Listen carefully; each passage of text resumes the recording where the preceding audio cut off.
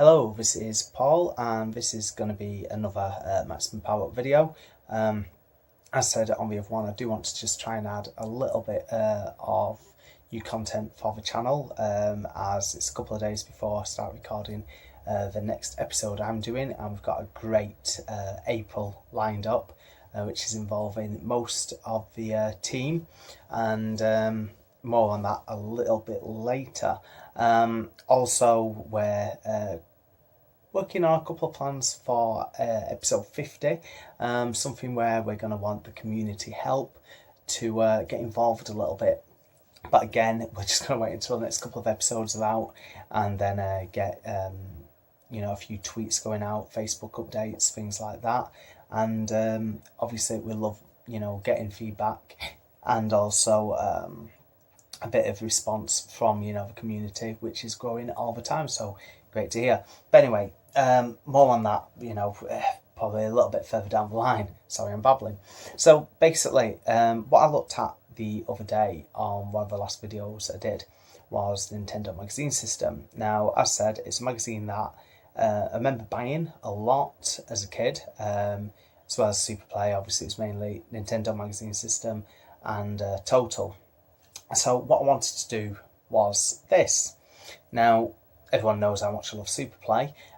So what I want to try and do is compare a couple of reviews from Super Play and Nintendo magazine system, looking at the scoring and basically just their opinions on it, and where possible adding a few of my own. So without further ado, I thought we'd start right at the beginning, with Nintendo magazine system. As shown on the last video, this was issue 1, and I've tried to go through first few issues of each magazine, Super Play and Nintendo magazine system, to just pull out, I think it's 4 or 5 games. So first one that I wanted to have a look at was the game Rival Turf. Now, I don't know if anyone's played Rival Turf. If you're into scroll and beat 'em ups, you probably did, because Rival Turf was a 2-player scroll and beat 'em up. It's a very early release for the Super Nintendo. Now, the thing is, the big selling point is because it is 2-player, something that Final Fight, the other early release for Super Nintendo, wasn't. I'm not going to go too far down that path because it's well publicised with missing levels, only 2 fighters to choose from. So when Rival Turf came out, being a scroll and beat 'em up fan, I thought, brilliant, I will get that, I'll give it a try. However, it is quite a limited game. I don't know what it is. It's just like, it doesn't look nowhere near as nice as Final Fight does, even back then. And I don't know, it just seems to not really have that much personality, if you know what I mean. Because obviously around that time, there was tons and tons of scroll and beat 'em ups, and Capcom really were the kings of them. So even with Rival Turf being followed up by 2 follow-ups, Brawl Brothers and the Peacekeepers, again, those were just more of the same. So basically what I want to do is, anyone who's not seen the Nintendo magazine system reviews, I'm just going to basically hold it up. You've got up here an interest curve, so as you can see, not very good, and it tells you a little bit about the game on this side panel over here. So again, quite easy to get through. So again, like most magazines, a couple of different opinions. But this is what we're going to go to compare the two. Rated 48%. So we know it's not a great game. Something that, is mirrored in, just get to it now, Super Play magazine, which again was reviewed in issue 2. They give Rival Turf there 58%. So obviously not really that great a game, especially next to it with a much better scroll and beat 'em up with Turtles in Time. So again, with that one, I don't know, there's not really too much to discuss, because again, we more or less agree, 10% in it isn't too much. However, back to Nintendo magazine system, they carried on this feature. So Final Fight versus Rival Turf, so just what I was saying, comparing the 2 games. So as I said, Rival Turf, anyone who's played it will know what I mean. It's not an awful game, there are worse ones out there, but it's not amazing, far from it. So again, review of Final Fight, still up here saying it's 1 player, you know, looks really nice. Some amazing, you know, pictures of the game there. And they've rated that, again, quite high, 92%. Now, the interest curve down there is obviously keep going for an hour, a day, a week. You know, you probably play it a couple of times. Final Fight's a game that I've completed absolutely loads of times. But I do think 92% is very, very high.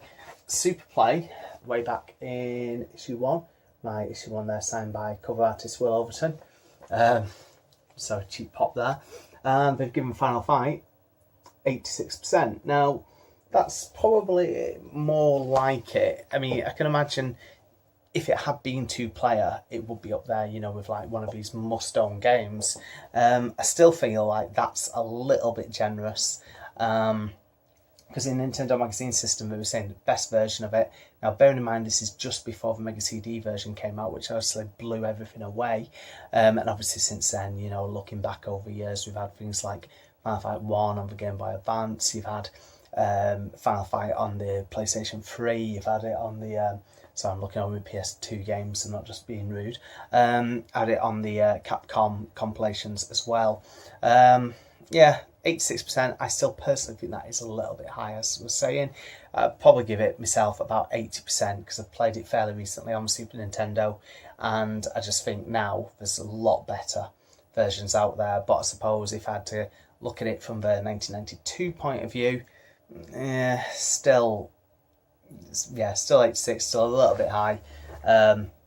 Probably give it more around the 80% mark because it's a game I never bothered about owning. But when Final Fight 2 came out, which isn't as good story-wise, it had that 2-player mode, and I found myself enjoying that quite a lot more.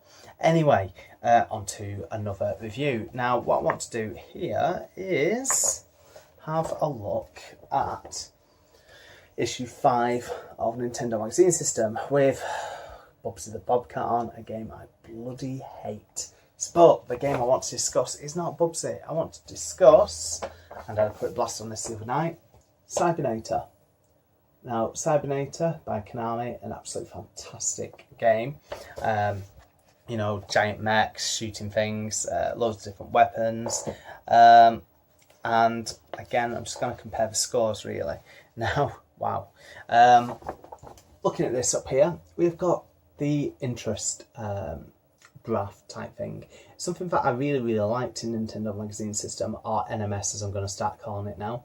As you can see, quite full for, you know, the first hour, day, week, and even a month, so it looks like you're going to get quite a lot of usage out of this.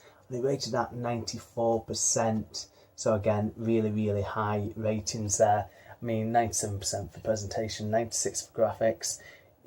You know, it's really, really highly rated. Now, Super Play, obviously with the import slant, again, they reviewed this in issue 5 under Assault Suits Falcon. Now, here we go. An import review, so obviously they did the Japanese import. Again, they're just showing so much of the game, telling a little bit about it, and again, they've not... well, a little bit harsher, but still some really good reviews. So here we've given it 2 reviews. One reviewer has given it 91%. Jason Brooks, again, had him on the show when we did the Super Play episode. Anyone who's not checked out that and you're into your magazines, have a look on our website, MaximumPowerup.com. Check out our Super Play episode, some great interviews with quite a few staff. And Jonathan Davis down here gave it 90%. So again, more or less, you know, in agreement there. Like I say, I played it the other night. Still an absolute fantastic game. Highly recommended. It is in the Super Play Top 100. Can't remember what number off the top of my head, but well worth playing. Now, next up, we have got from issue 3 of Super Play, and one of its most well-known covers. We've got the game Kickoff, also known as Super Kickoff. So I'll just show that there. Now, Kickoff, I'm not going to really, go into discussing the new one too much, as had its lovers and haters. Anyone who's obviously up on modern games will see that, and at the moment you've got like a massive influx of sort of retro styled footy games on the horizon, and I think back then, it was like the whole Kickoff and Sensible Soccer, two of the biggest football games around. Now they gave Super Play gave Kickoff 52%. Now going to, I will discuss this a little bit more, to issue 3 of Nintendo Magazine System. They've given Super Kickoff, well, first of all, they've given it a massive review. So we've given it dual page spread here. Again, 2 players, sports game, telling you all what the buttons do and everything like that. Just going to whiz forward a little bit. And I've given that 73%. So quite a big difference in ratings. Now, I've not played the original Kickoff for a long time. Going back to, the Atari ST days. Even when I had my Amiga, I didn't play Kickoff then. For me, Kickoff was just really on my ST. Because then by the time I had my Amiga, you had Sensible Soccer, and then I was going on to things like FIFA and also International Superstar Soccer on the Super Nintendo, which you think is only a year or so after this, and it was a massive improvement, really. It looks absolutely brilliant, and I think even then, with Kickoff coming out at what, let's say December 92, start of 93, I really liked, Striker. I thought it was a great game. Super Soccer on Super Nintendo, not impressed by even one bit. But yeah, like World Cup Striker, which was a little bit later, that was a brilliant game. So obviously there was so many different football games, and that's not even including things like the import ones as well. So big difference in the 2 scores there. We kick off 52% and 72%. So again, it's not something I've played for quite a while. On the coin ops that I've got playing in the background, may give it another go, but I just feel like now if I was going to play a football game on the Super Nintendo, it'd be stuff like, the International Superstar Soccer, because I don't even really like the FIFA games on Super Nintendo anymore. Speaking of which, just going to point out just bad games. Home Alone down there, 34%. This is like when THQ, who are obviously no longer going, but they used to do the wrestling games most recently. THQ, I did so many bad games. A lot of film and TV tie-ins, such as Family Dog, Wayne's World, what else? Just there's a couple off the top of my head. And I always remember going into Blockbuster. It may have still been Ritz Video at the time, and those were the games that you could rent out. So basically a load of crap, but it is what it is.